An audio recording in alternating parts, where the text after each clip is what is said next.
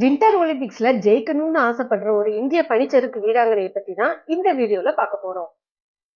பவானி தெக்கடா இவங்க ஒரு பனிச்சறுக்கு வீராங்கனை. இவங்களோட போட்டியாளர்கள்ல நிறைய பேரு பிறந்ததுல இருந்தே ஸ்கீயிங் சொல்லப்படுற பனிச்சறுக்க அசால்ட்டா பண்ணுவாங்க. ஆனா நம்ம பவானியோ வளர்ந்தது கர்நாடகாவுல இருக்கிற ஒரு காஃபி எஸ்டேட்ல. பவானி தக்கடாவுக்கு 20 வயசு ஆகிற வரைக்கும் பனியையே பார்த்ததில்ல. சில பாலிவுட் படங்களை பார்த்ததுக்கு அப்புறம் தான் அவங்க மலையேறதுல ஆர்வமும் வந்துருச்சு. ஹிமாலயாஸ்ல மலையேற்ற பயிற்சியாளரா இருந்தப்ப பனிச்சறுக்கு விளையாட்டை கத்துக்கிட்டாங்க. ஆனா இப்போ சில மாதங்களா யூரோப்ல நடக்கிற போட்டியில தன்னோட ஒலிம்பிக் கனவுக்காக போராடிட்டு இருக்காங்க. அடுத்த வருஷம் இத்தாலியில நடக்க போற குளிர்கால போட்டிக்கு இவங்க தகுதி பெற வாய்ப்பு ரொம்ப கம்மிதான். ஆனா இந்த இடைப்பட்ட பயணத்துல சில இலக்குகளை அவங்க அடைஞ்சிட்டு வர்றாங்க.